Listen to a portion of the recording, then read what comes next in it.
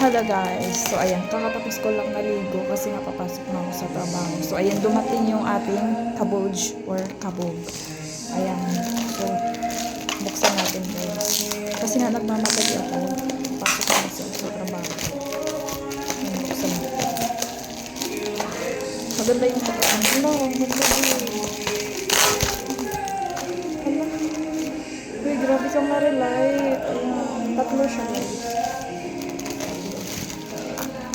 Kabuj or kabog. Maganda siya guys. Ayan.